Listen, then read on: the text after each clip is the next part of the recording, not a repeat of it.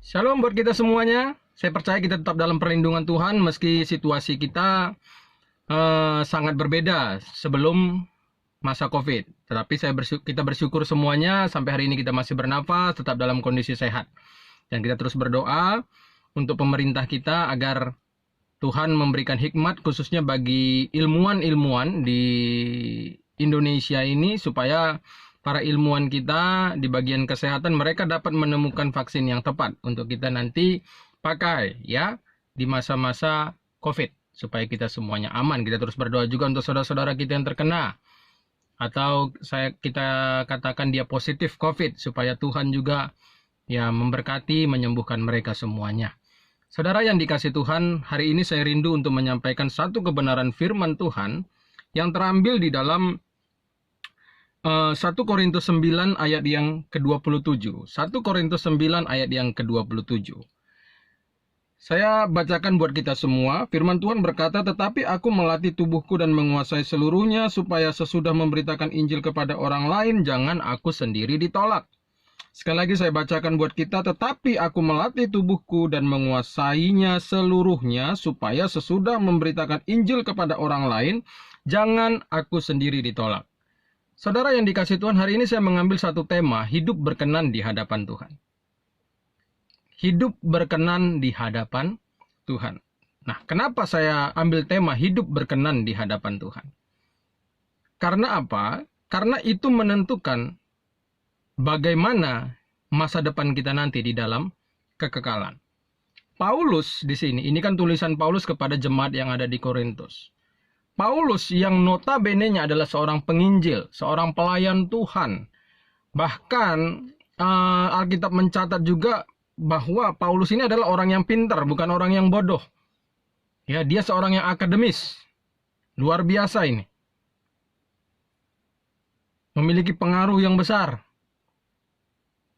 Tetapi saudaraku, dia di dalam ilham Roh Kudus menuliskan perkataan ini kepada jemaat Korintus.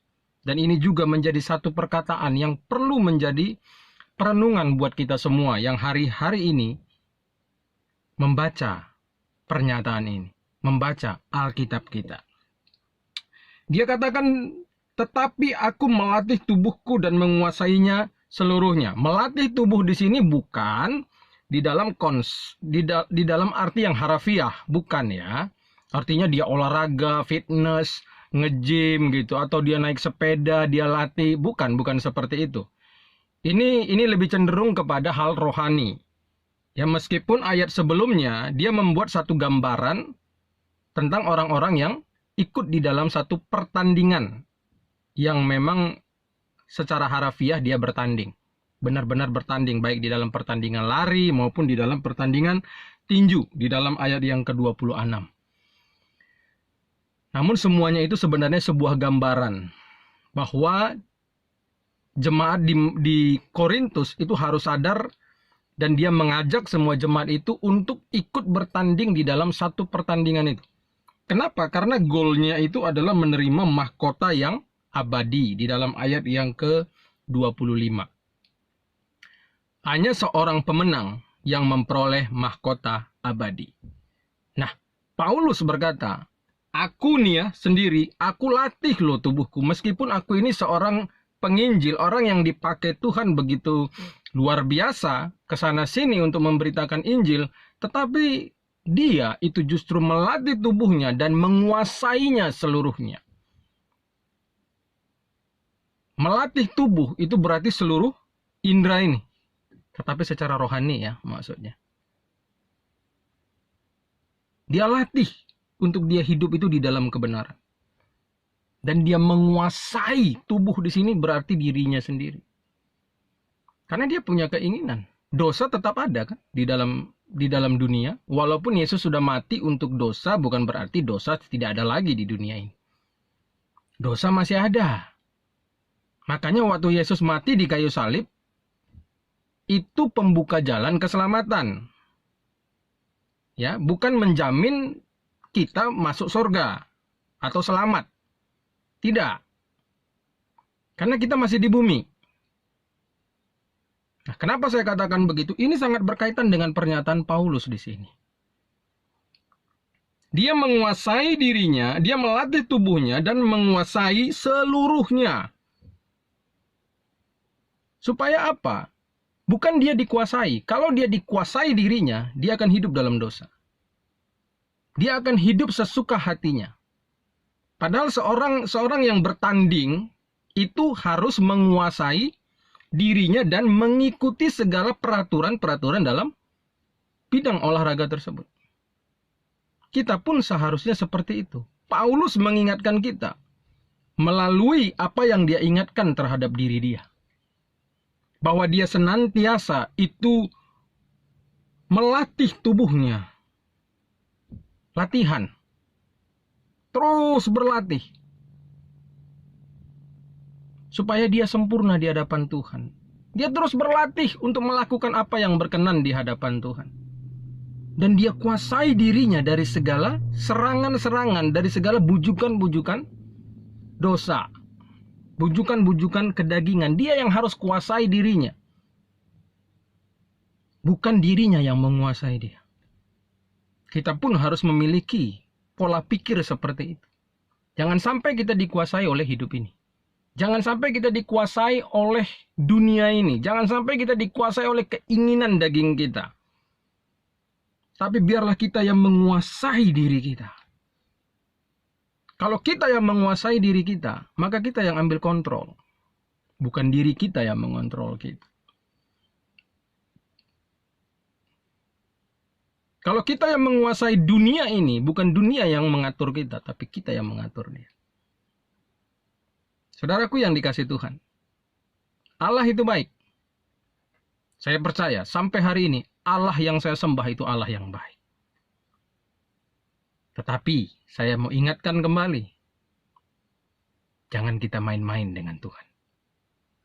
Paulus meskipun dia seorang penginjil yang dipakai Tuhan luar biasa, tetapi hari-harinya adalah dia melatih tubuhnya dan dia menguasainya seluruhnya. Supaya ketika dia menyampaikan Injil katanya kepada orang lain, dia sendiri tidak ditolak. Sudah capek-capek dia pergi ke sana sini, ke negara sana, negara sini, tulis surat. Terakhir-terakhir Tuhan tolak dia. Wah, itu kan tidak menyenangkan sama sekali. Itu merupakan kesia-siaan hidup kalau begitu. Ya lebih bagus dia jahat saja. Makanya jadi orang Kristen tidak cukup hanya terjun dalam pelayanan. Nanti saya akan buka kepada kita ayat yang sangat kuat berbicara tentang pentingnya kita hidup benar. Makanya saya ambil tadi tema hidup berkenan di hadapan Tuhan. Supaya sesudah memberitakan Injil kepada orang lain, jangan aku sendiri ditolak. Nah masalahnya kan begini. Bisa di dalam hidup ini nanti terjadi begini. Kita memberitakan Injil sama orang. Ya, kita melayani orang. Orang itu bertobat. Orang itu hidup di dalam kebenaran. Nah, dia diterima Tuhan di sorga. Nah, kita memberitakan Injil, melayani, tapi hidup kita aja nggak pernah kita ubah. Ya, kita masuk neraka juga. Ditolak oleh Tuhan. Kita tidak menerima mahkota, tidak layak untuk menerima itu. Makanya Paulus dalam tulisannya ini mengingatkan kita juga, khususnya para pelayan. Jangan sampai kita sudah capek melayani. Justru kita orang yang ditolak loh. Makanya penting, ayo kita latih tubuh kita, latih diri kita ini setiap hari untuk mengalahkan kedagingan. Kuasai dia. Jangan ikuti kemauannya.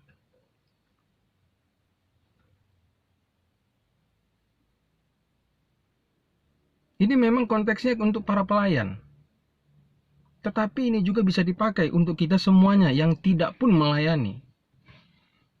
Yang sudah menjadikan Yesus sebagai Tuhan dan Juru Selamat. Ingat, kita semua ini sedang berada di dalam satu pertandingan rohani.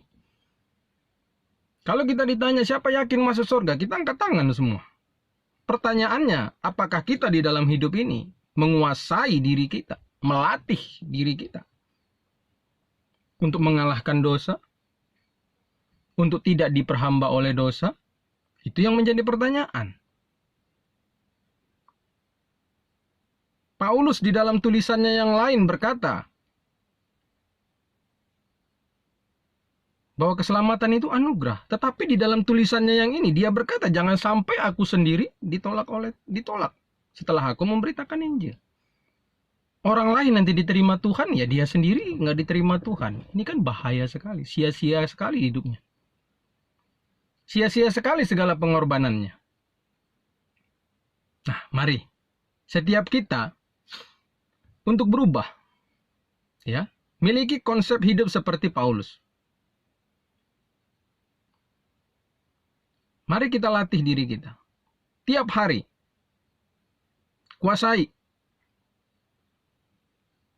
Kuasai keinginan daging kita. Jangan sampai setan yang menguasai kita. Kalau sampai setan menguasai kita, itu sebuah kesia-siaan hidup pada akhirnya nanti. Apa yang diungkapkan Paulus ini juga berbicara tentang keselamatan yang dalam pengertian masuk surga, ya.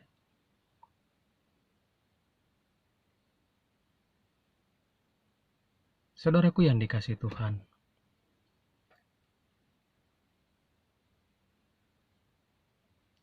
ada satu ayat yang bagi saya pribadi ini menjadi kegentaran. Istilah saya itu kegentaran. Bahwa ternyata status yang saya miliki itu bukan jaminan saya masuk surga. Ya, status yang saya miliki itu bukan sebuah jaminan saya masuk surga. Udah pasti masuk surga. Nggak ada. Yuk kita buka ya. Di dalam Matius 7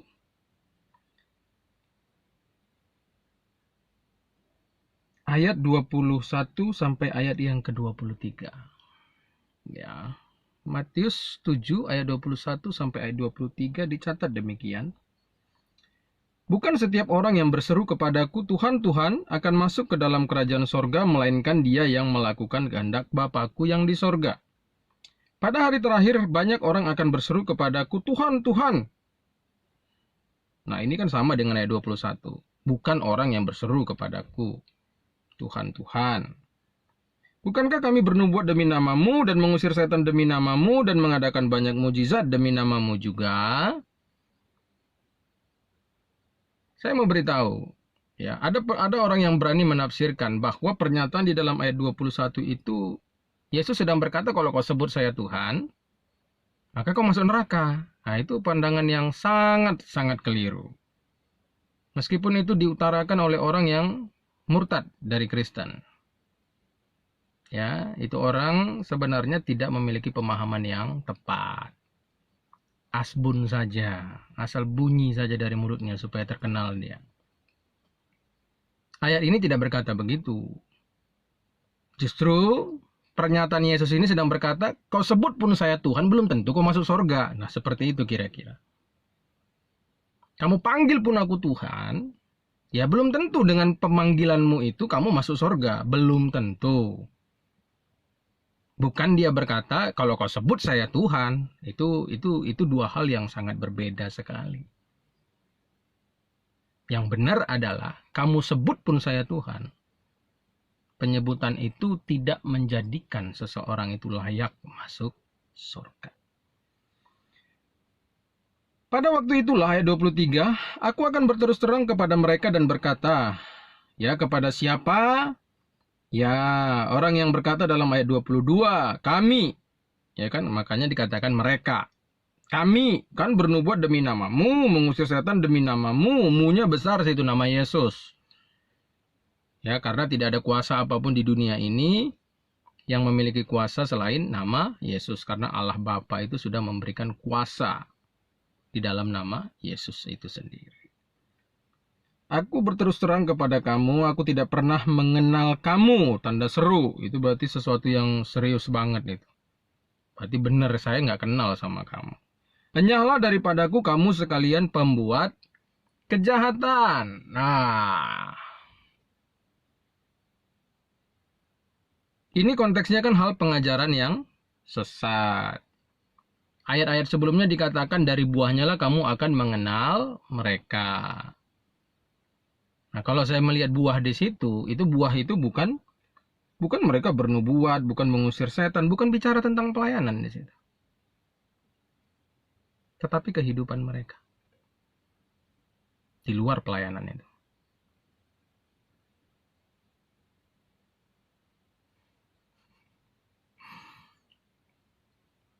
Kita selalu mengukur, ya, atau nggak selalu lah ya, itu mungkin salah pernyataan itu. Kita suka atau cenderung atau menganggap, nah itu mungkin bahasa yang tepat. Kita menganggap bahwa kalau aku sudah pelayanan, aku udah pasti dikenan Tuhan. Kita menganggap bahwa orang yang melayani itu orang yang dikenan Tuhan. Saudaraku yang dikasih Tuhan, dikenan melayani beda dengan dikenan hidupnya.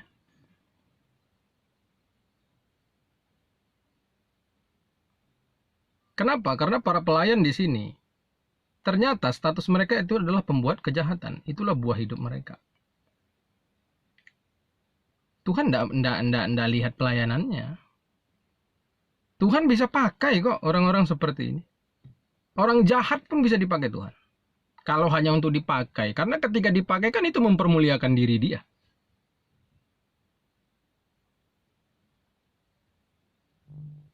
Ketika kita ini mengusir setan, ya seperti saya pernah usir setan kok. Saya pernah punya pengalaman itu tumpang tangan, jatuh orangnya.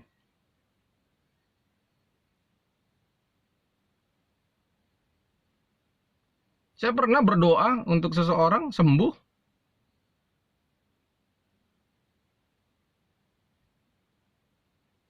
Tuhan bisa pakai siapapun. Bahkan orang-orang seperti ini yang digolongkan Tuhan sebagai orang yang jahat. Kenapa dia jahat? Nah, dikatakan aku tidak pernah mengenal kamu. Mengenal di situ di dalam bahasa aslinya itu sebenarnya punya pengertian. Aku tidak menikmati kamu. Artinya Tuhan tidak puas dengan hidup dia. Dengan hidupnya mereka. Saya tidak katakan bahwa orang-orang yang bernubuat, mengusir setan, mengadakan banyak mujizat, lah itu hidupnya tidak berkenan. Saya tidak berkata begitu. Tetapi belum tentu hidupnya berkenan di hadapan Tuhan. Itu yang saya katakan tadi. Kita dipakai Tuhan, tapi belum tentu kita dikenan Tuhan.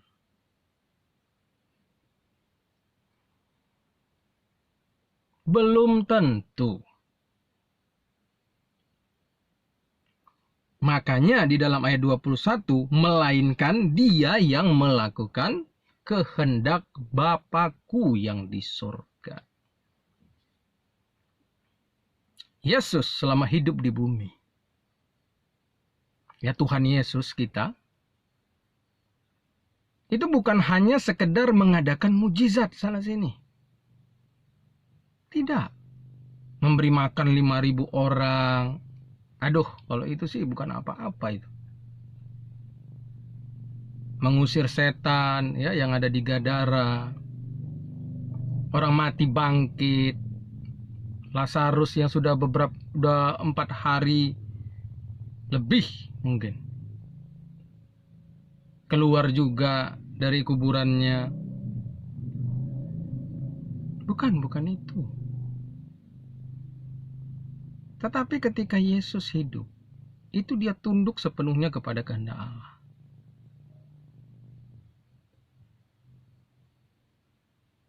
Itu makanya dia ditinggikan. Ada satu ayat firman di dalam perjanjian baru. Dia taat sampai mati. Dan itulah di situ dicatat. Itulah sebabnya kenapa Allah sangat meninggikan dia.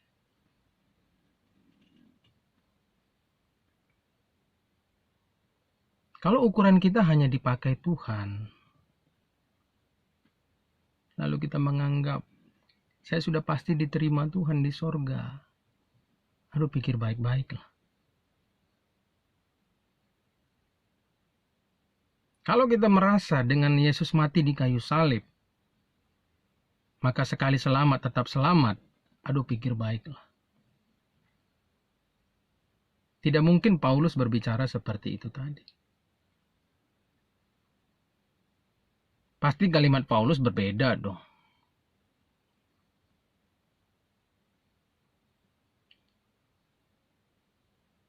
Paulus itu tidak hidup wajar.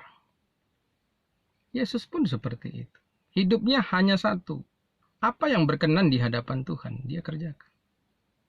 Bahkan mati di kayu salib pun dia lakukan.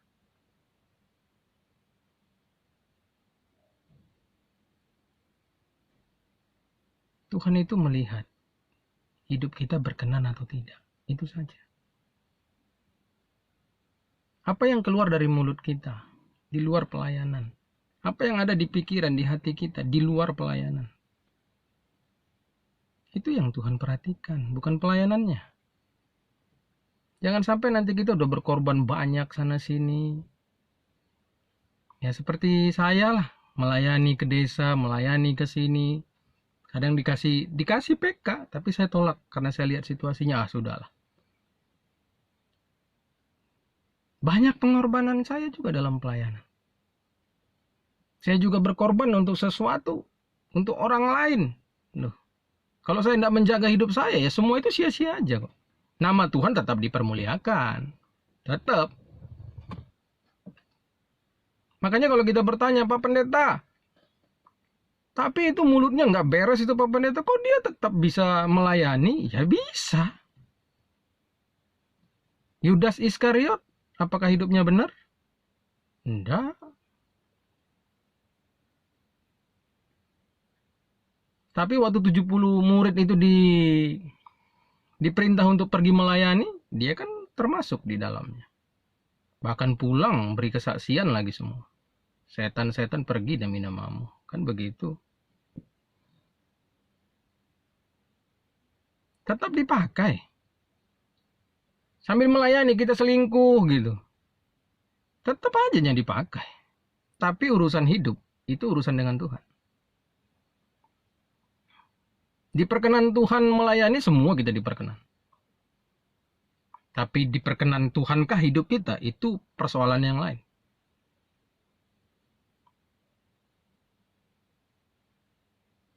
Bukankah orang-orang di dalam Matius 7 ini tercatat sebagai orang yang berhasil sebenarnya dalam pelayanan? Setan pergi kok. Banyak mujizat terjadi, Tuhan pakai mereka. Tapi mereka penjahat loh. Orang yang hidupnya tidak berkenan di hadapan Tuhan. Ini harus jadi perenungan buat kita semuanya. Yesus memang mati di kayu salib buat kita. Dan itu satu anugerah. Makanya saya memahami satu ayat firman yang berkata, itu bukan hasil pekerjaanmu. Ya memang bukan. Itu pekerjaan Allah. Karena Allah yang naik ke kayu salib, bukan kita.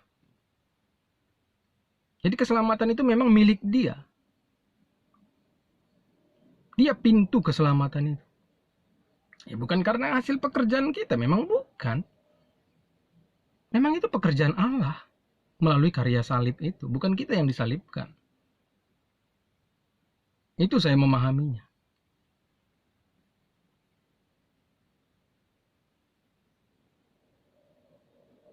Kalau memahami itu hanya dengan cukup percaya Yesus masuk surga tanpa mau menguduskan diri selama hidup, berjuang untuk menguduskan diri, walaupun kita kan belum sempurna nih, tapi lebih bagus kita itu berjuang terus. Makanya Yesus berkata, berjuanglah engkau untuk masuk melalui pintu yang sempit itu. Itu kan gambaran dari keselamatan atau masuk surga. Karena ada yang bertanya, Tuhan, sedikit sajakah orang yang diselamatkan? Nah, Yesus kan jawab dengan jawaban seperti itu.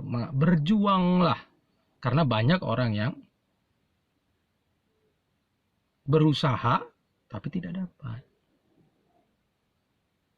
Kenapa? Nggak berjuang. Nggak berusaha keras.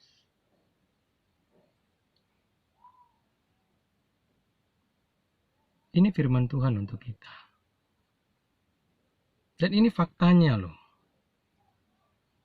Memang bukan hasil pekerjaanku. Memang itu hanya anugerah Tuhan. Keselamatan itu hanya ada pada Dia. Melalui karya salibnya. Dia yang melakukan itu. Dia yang menebus dosa kita. Bukan kita kan. Bukan pekerjaan kita itu. Tapi pekerjaan Dia. Dia membuka jalan. Bagi saya sih waktu Yesus mati di kayu salib itu Dia membuka jalan keselamatan. Sehingga semua bangsa silahkan memiliki kesempatan untuk selamat. Masuk surga. Namun ya itu tadi. Sama seperti Paulus berkata, aku melatih tubuhku dan menguasainya seluruhnya. Itu yang harus kita lakukan. Jangan merasa hebat kalau sudah ya melayani ke sana sini. Jangan kita udah merasa hebat dengan hal itu. Waktu murid-murid pulang memberikan satu laporan, setan-setan pergi demi namamu. Loh, Yesus bilang jangan kau bangga dengan itu. Ya saya pakai bahasa saya. Tapi berbahagialah kamu kalau namamu tercatat di surga. Ya. Ngusir setan, setannya pergi, nggak usah merasa hebat. Itu kan kuasa Tuhannya. Karena Tuhannya makanya dia kabur. Bukan karena kita. Orang lumpuh berjalan, nggak usah merasa hebat. Itu kuasa Yesus. Kita ini nggak ada apa-apanya. Jangan sampai kita ini hanya menjadi sebuah alat untuk mempermuliakan Tuhan. Tapi kita sendiri nanti Tuhan bilang nggak kenal aku sama kamu. Artinya aku nggak menikmati hidupmu kok. Kamu melayani, tapi di sisi lain, aduh, hidupmu hidup dalam dosa. Gosip aja kerjaan kita. Gimana supaya si kawan ini saya jatuhkan? Ciptakan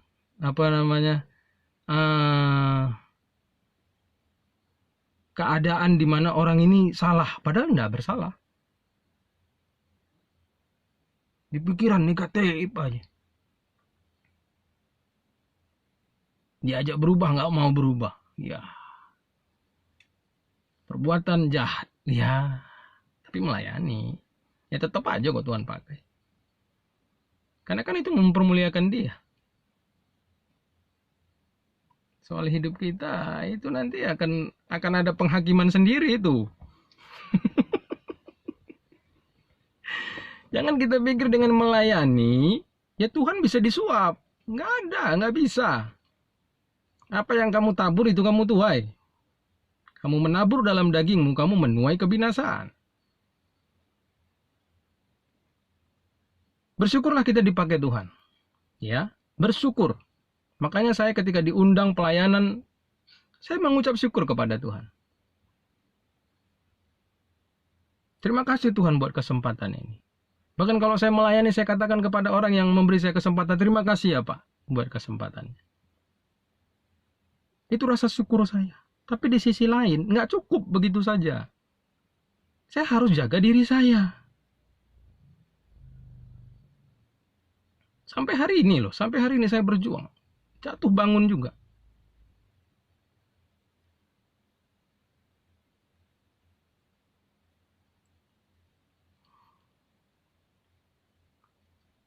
Jangan sampai kita udah capek melayani. Kita sendiri orang yang ditolak. Orang yang kita layani masuk surga. Itu harus hati-hati loh.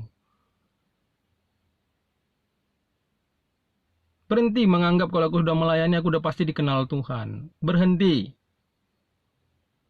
Harus punya dasar semuanya yang jelas. Dan pelayanan itu bukan dasarnya. Siapapun bisa Tuhan pakai kok. Keledai aja Tuhan buat bicara kok. Keledai ya.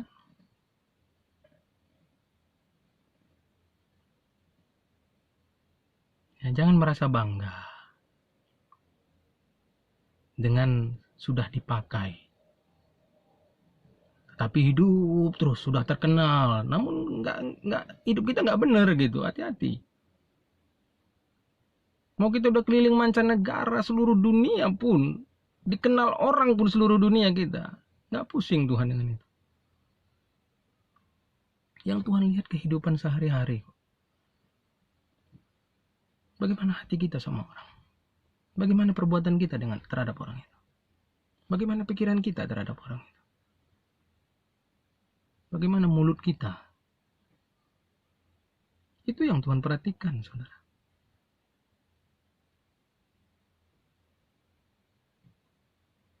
Paulus berkata, aku melatih tubuhku dan menguasainya seluruhnya, supaya ketika aku memberitakan Injil kepada orang lain, aku sendiri tidak ditolak.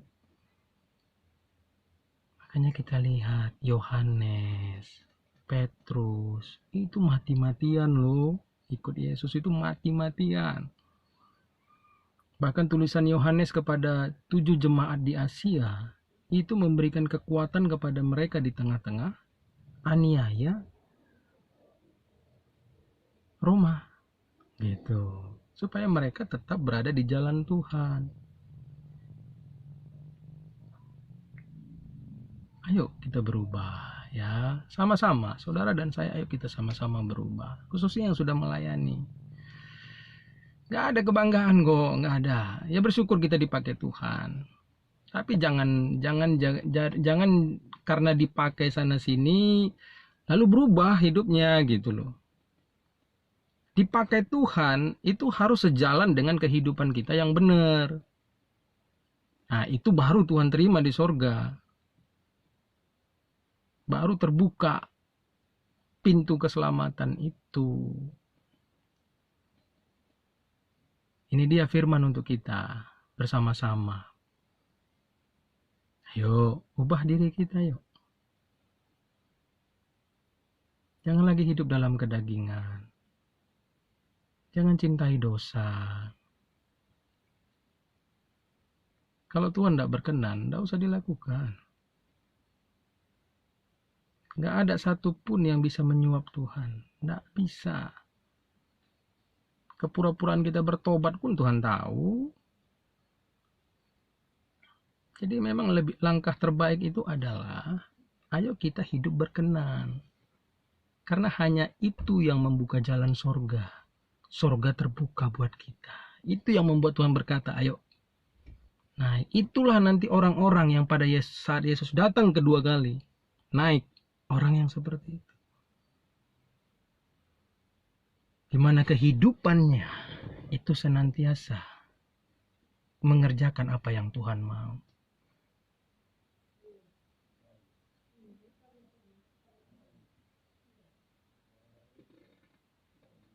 Ayo kita melayani. Tetapi ayo juga kita senantiasa menjaga hidup kita tetap kudus, tetap berkenan di hadapan Tuhan. Tuhan Yesus memberkati kita semua.